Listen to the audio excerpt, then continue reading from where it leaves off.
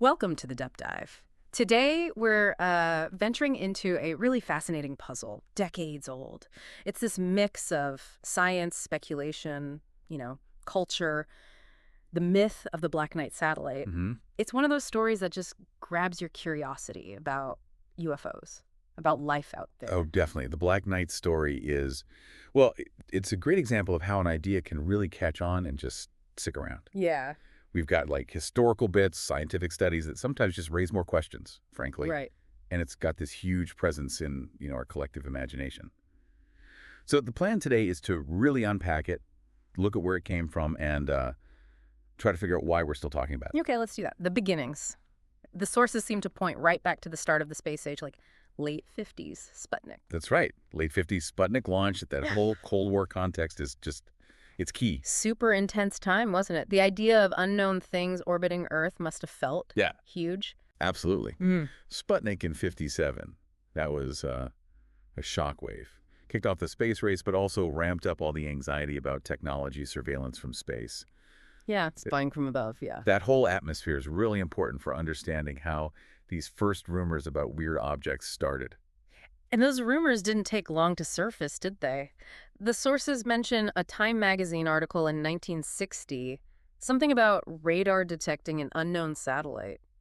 Yeah, that was definitely early fuel for the fire, like you said. Okay. Even if the data was shaky or got explained later, that timepiece kind of gave it an official-ish feel, like maybe there was something unidentified up there. Hmm. And this was happening around the same time amateur astronomers were reporting seeing strange things too. So it all kind of fed into this feeling of a hidden presence. So you've got the Cold War nerves, this hint from a big magazine, sightings by regular people. And then, this is where it gets really interesting for me. We jump forward to the Apollo missions, the 70s. Right. People apparently looked at Apollo photos and said, hey, that's the Black Knight. Yeah, the Apollo era added this whole visual layer to the story. Certain photos, Mm.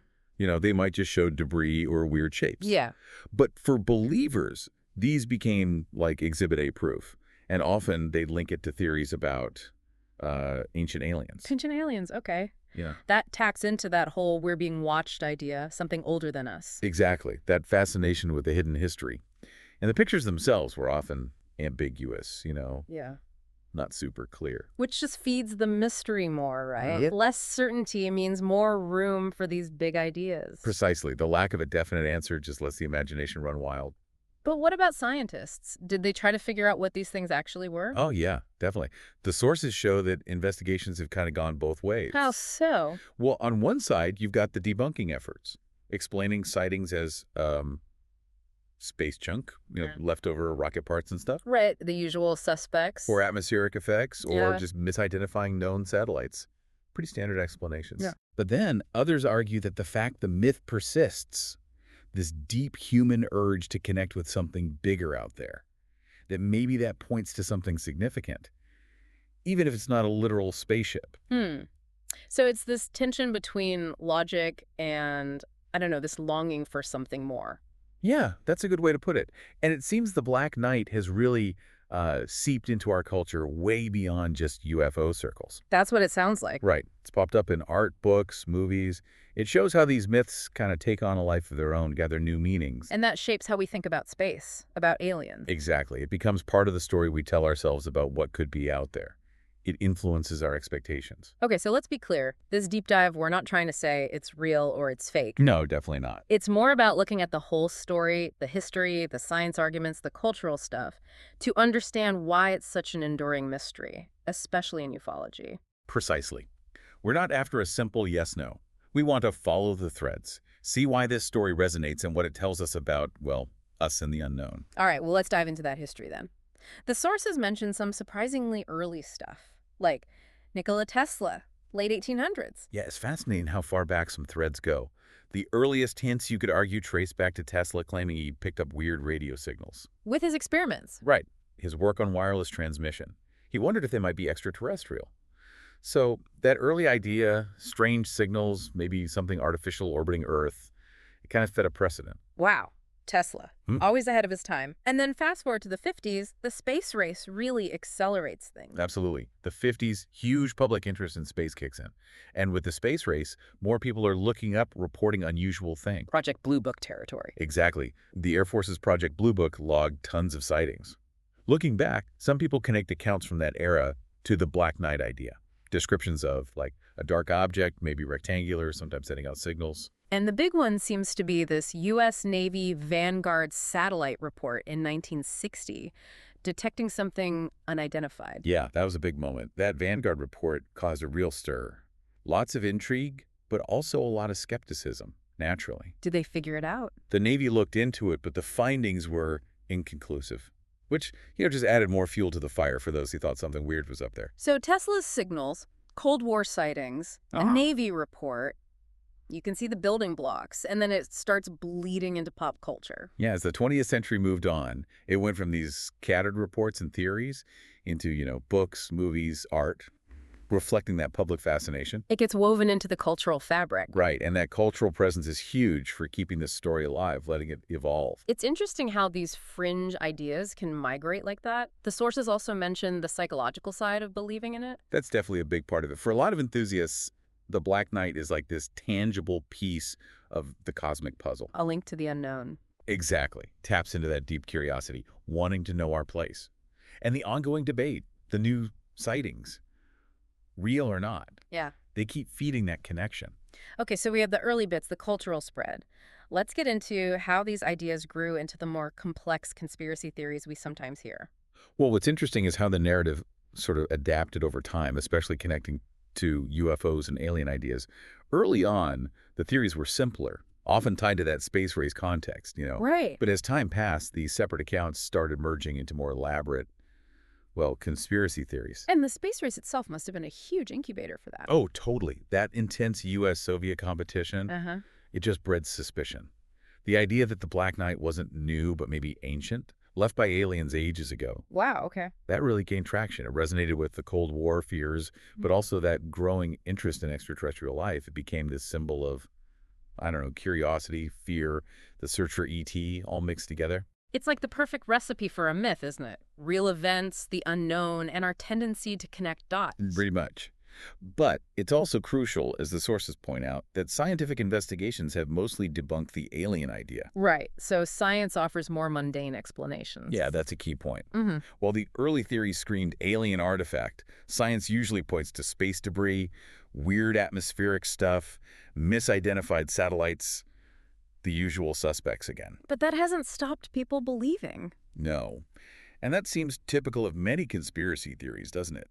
The belief persists even with counter-evidence. Why is that, do you think? Well, it highlights that psychological need we talked about, the need for a story, an explanation, especially when things feel complex or random. Mm-hmm. For some, an ancient satellite watching us, it's a compelling story, even if unproven.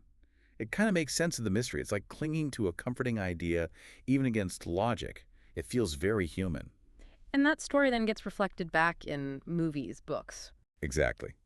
The Black Knights left a big footprint in popular media, inspired tons of interpretations in sci-fi, art, film, exploring themes like surveillance, aliens, our place in the cosmos. It's a powerful metaphor for our search for knowledge. So the evolution of these theories really shows this mix of science, culture, and just basic human psychology. Indeed.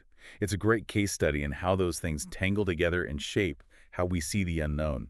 Now, this story wouldn't be the same without certain people championing it, right? Who are some of the key figures involved? Yeah, several people have definitely amplified the Black Knight story. We mentioned Tesla earlier. Right, the radio signals. His late 19th century work, claiming weird signals, it laid some very early groundwork, suggesting ET communication, artificial objects, way before the space age really kicked off.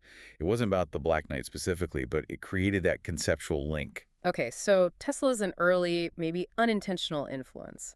Who else brought it more into the spotlight? Well, there's Dr. Mark Carlotto. He's an aerospace engineer who tried to look at it scientifically in the 90s. Okay, what did he do?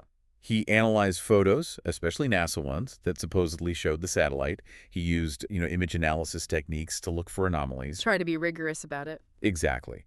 His work brought a kind of scientific angle to the discussion, got attention even from skeptics. He basically suggested there might be something weird in the images worth a closer look. So Carlotto added a layer of scientific inquiry. What about people really pushing the alien angle more on the advocacy side?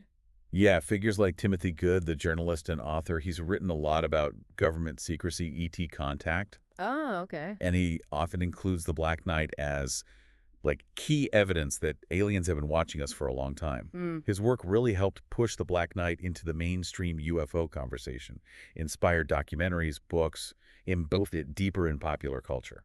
And it's not just scientists and writers. You mentioned artists, too. Absolutely. The whole mystery of it has really grabbed artists' imaginations.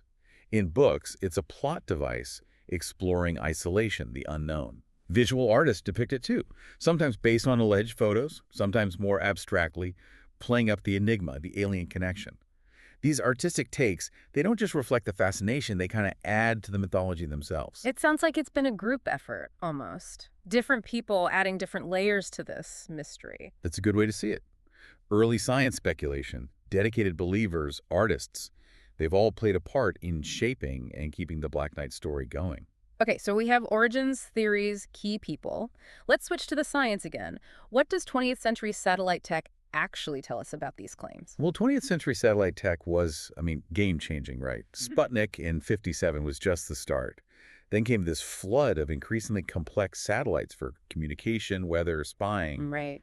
And that whole backdrop, us putting our own stuff in orbit, it kind of made the idea of something else being up there seem, well, maybe slightly less outlandish. Got to set the stage. Exactly.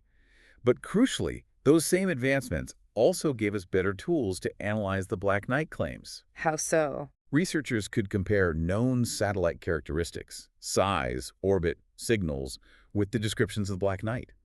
That scientific scrutiny was vital in trying to sort out real anomalies from just misidentified regular stuff. And the sources say this tech also helped analyze the signals people claimed were coming from it? Yes, signal analysis has been huge. Since the late 50s, people have attributed various signals to it. Wow. And as radio astronomy got better, those giant dishes listening to space. Yeah, the giant ears. Exactly.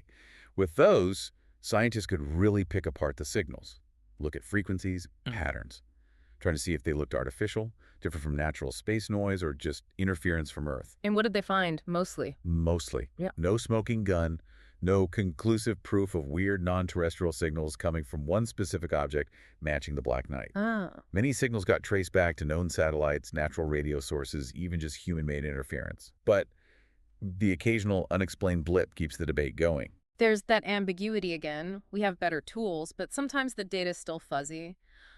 What about astronomers generally? What's their take? Astronomers tend to approach it with, let's say, healthy skepticism, grounded in physics, orbital mechanics, and the fact that there's a lot of space junk up there. Right. Discarded rocket stages, old satellites. Exactly.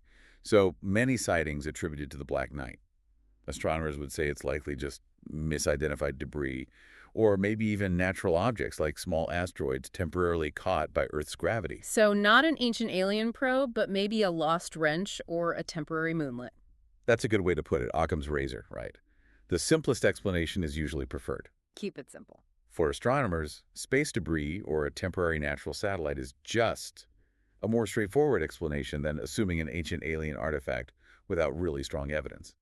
That said, astronomy is always open to genuinely weird stuff if the evidence is solid. Okay, so science and astronomy lean towards known stuff. But clearly the story resonates. Let's look at that media impact. How's it shown up in books and movies? Oh, it's been huge in shaping how people see the Black Knight. In books, especially sci-fi, it's a great plot device. Authors use it to explore big themes, aliens being watched, humanity's place. Leave them on the mystery. Totally. They lean into the unknown origins, the purpose, making readers wonder, what if? And movies must really amplify that with the visual. Oh, absolutely. Film makes it vivid. Documentaries, fictional movies, they often portray it dramatically. Dark, enigmatic, maybe linked to aliens or secret government stuff. Special effects really boost the awe, maybe the fear too. It feels like the fiction almost feeds back into the myth itself. That's a really key point. Its role in media isn't just entertainment. It shapes the whole conversation around ufology, influences how we think about ET life, advanced tech. It becomes a symbol. Right. A visual and narrative symbol of the unknown. Oh. It keeps the discussion going, blurring lines between speculation and science. Its persistence in art and film shows this deep societal fascination with being observed, maybe judged by something older, more advanced. It hits that nerve about our cosmic significance. So books and films cemented it in our imagination. What about music or other art forms? Yeah, as this potent symbol of mystery, it's definitely inspired musicians and artists too. In music, especially genres like prog rock or electronic music that delve into spacey themes. Right. Makes sense. It pops up in lyrics as a concept. Musicians use it to create feelings of wonder, maybe isolation, the sheer scale of the universe. Gets listeners thinking about big questions, life beyond Earth. The image fits those themes well. A silent watcher. And visual art. Artists have tackled it in lots of ways, often showing it alone against space, emphasizing that enigmatic quality. Sometimes realistic, based on supposed photos, other times more abstract, capturing the feeling, the psychological impact of the myth. It becomes a canvas for exploring our hopes and fears about aliens and the cosmos. It's wild how one idea branches out like that. And today, you can't talk culture without social media, can you? How's that changed things for the Black Knight? Oh, social media is ground zero now, isn't it? For discussing pretty much anything, including the Black Knight. Twitter, Facebook, TikTok, they're flooded with enthusiasts, researchers sharing theories, pictures, stories. Instant updates, constant chatter. Exactly. The speed is incredible. You get real-time analysis, such as it is, of supposed sightings or old reports. It makes the narrative feel very alive, constantly evolving. But does that help us understand it better? Or just muddy the waters? That's the thing. Social media's impact is huge, but complex. Influencers can reach massive audiences instantly, pushing anything from mainstream UFO ideas to really fringe stuff. Viral videos, threads. Right? They can shape opinions fast, sometimes blurring credible info with pure speculation. It really puts the onus on you, the listener, to think critically, check sources. Media literacy is key. And it's not just theory spreading, right? It's cultural, too. Definitely. Social media is also where people share art, music, even memes inspired by the Black Knight. It builds this collective online narrative. All that creative content keeps it in the public eye, influences how people see it. So social media amplifies the mystery, but also gives new ways to engage with it. Precisely. It's a double-edged sword. Great for sharing info, but also great for spreading misinformation rapidly. Navigating that is crucial if you want to understand the Black Knight phenomenon. Okay, history, science, culture. Let's zoom out. Where does the Black Knight fit in the bigger picture of ufology? How does it connect to ideas about alien encounters? It's become pretty central to the alien encounter narrative for many in ufology. For proponents, it's like tangible proof of advanced ET tech. A physical artifact. Exactly. The theory often goes that it's been orbiting for ages, maybe watching us, maybe trying to communicate. It's the silent witness, a potential piece of a bigger story about aliens visiting Earth. So it's not just a random object, it implies intent, Right. observation. Right. It connects to those bigger questions. Why would aliens be interested in Earth? Observation, resources, something else. The satellite becomes a focal point for that kind of speculation. Evidence that we're not alone, and maybe proof is already nearby. And some theories even link it to actual encounters, like it's involved somehow. That's less common. But yeah, some interpretations suggest it might play a role in alleged encounters, maybe as a base or relay. But those ideas are usually more speculative, less evidence-based. Okay. The main link is the idea that it's a sign technological evidence pointing to advanced ETs and their interest in us. A silent ambassador, maybe? What about its symbolic meaning within ufology itself? As a symbol, it's really powerful. It stands for mystery, the unexplained, the thing that seems to defy easy scientific answers. Its persistence in UFO lore really speaks to that human fascination with the unknown, that constant search for answers beyond Earth. It's like a screen we project onto, our hopes and fears about aliens. That's a great way to put it. It embodies both things. The hope of finding proof of advanced ET life and the fear of the unknown being watched, maybe by forces we don't understand. That duality is key to its power in ufology. It captures the core of the field, exploring stuff that challenges our current understanding. And it keeps coming up with different sightings over the years. Any specific cases that really stand out? Yeah, several alleged sightings keep the debate alive. Those early reports from the 50s, ham radio operators hearing weird signals, they're often cited. Okay. Then, much later, the 90s, there were images from the space shuttle mission STS-88. Showed a dark, unusual object. Huge debate erupted. Black Knight or space jump? Exactly. Believers said proof. NASA and others said it was likely a thermal blanket lost during the spacewalk. Then again, in 2008, pictures from the ISS showed another odd object. More debate. These cases, even with plausible explanations, keep getting revisited. The mystery persists, even with potential answers.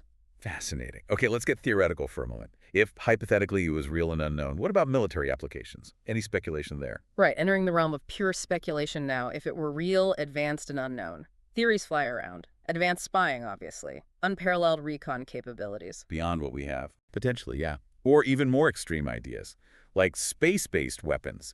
Advanced communication systems, maybe totally undetectable or uncrackable. It's pure sci-fi territory, of course. Sounds like movie plot stuff. It really does. The idea of a powerful unknown satellite with offensive potential, that obviously raises huge hypothetical security concerns. But again, it's speculation based on the mystery itself. So it's more about projecting our own anxieties onto it than actual military intel. I think that's fair.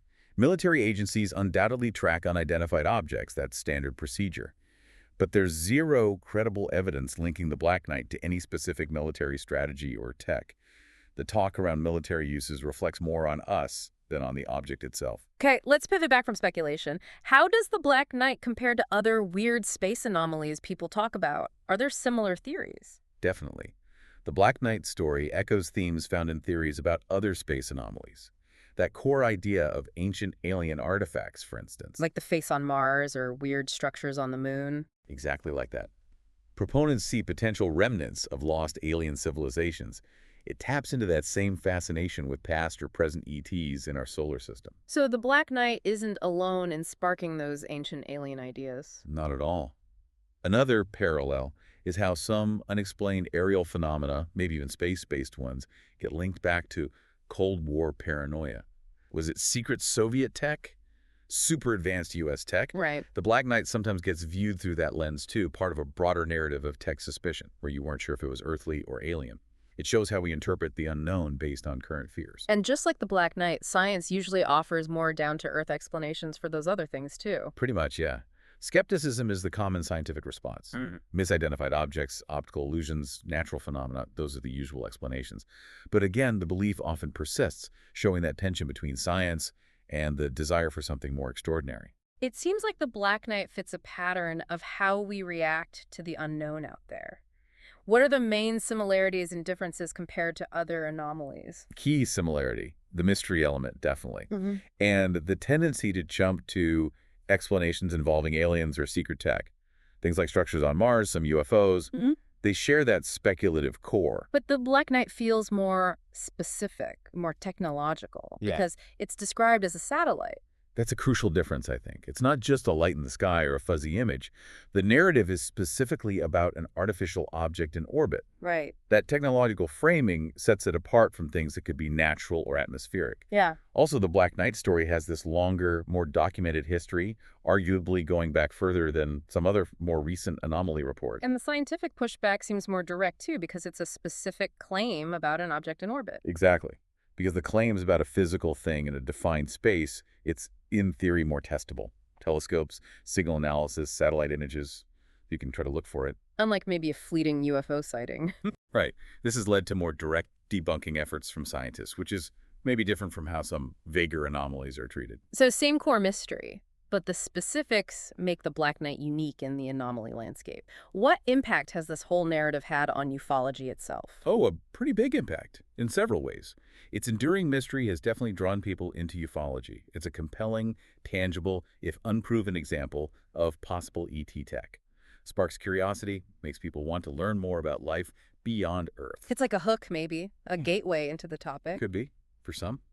The story's intriguing bits of history, supposed data, cool visuals. It can grab people who might not otherwise care about UFOs. It's an accessible entry point to bigger discussions about aliens, secrecy, space mysteries. And not just attracting newbies, right? It seems like it's influenced how ufologists think, too. I think so.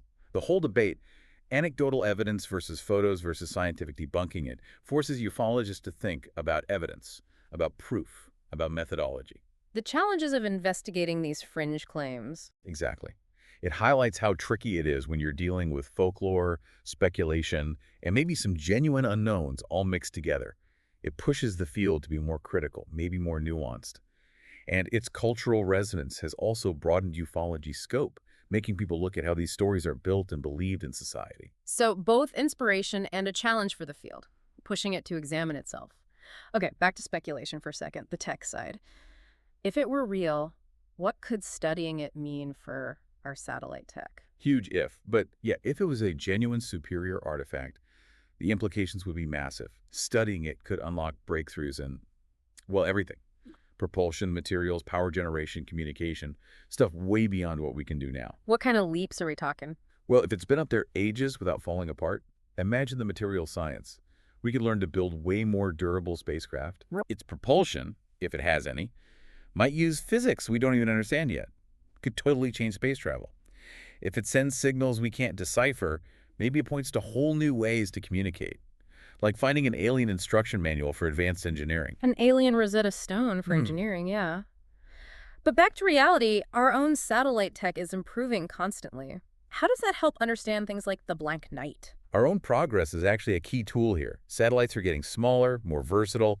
Propulsion is better, letting us observe things more closely. And better eyes, presumably? Crucially, yes. Sensor tech is way better. Right. Higher resolution cameras, more sensitive ways to analyze light and signals. Yeah. It gives us a much clearer view of what's up there. Helps us distinguish junk from natural stuff from known satellites. And maybe, just maybe, spot something truly weird. Our own tech is becoming our best bet for either confirming or finally debunking the Black Knight. So our progress might eventually solve the mystery. Okay, we've hit science, culture. Let's dig into the psychology again. What does the study of conspiracy theories tell us about why this story is so sticky? Well, the psychology behind conspiracy beliefs offers a lot of insight here. Fundamentally, believing in theories like the Black Knight often comes from a basic human need for answers, for meaning, for control, especially when facing something complex or unknown. Like an unexplained object in space. Exactly. It fits perfectly. The Black Knight offers this grand narrative that potentially explains the unexplained, gives you a sense of possessing secret knowledge. Finding an answer, even a speculative one. Right. And these theories often tap into feelings of distrust towards authority governments, scientists.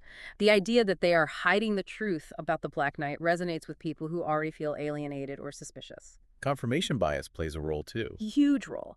That tendency to look for stuff that confirms what you already believe. Enthusiasts might focus only on evidence supporting the Black Knight while ignoring or dismissing anything that contradicts it. And it's not just individual psychology, is it? There's a social side. Oh, absolutely critical. Yeah. Believing in the Black Knight creates the community, a shared identity. Online forums, groups, they become spaces to connect, share evidence, validate each other. Echo chambers. Exactly. Social reinforcement strengthens belief, often shutting out other perspectives. It's like finding your tribe, bonded by this shared mystery. Finding your tribe, yeah. And does this belief actually change how people see things? It really can. If you're convinced the Black Knight is alien, you might interpret any ambiguous photo or light in the sky as more proof.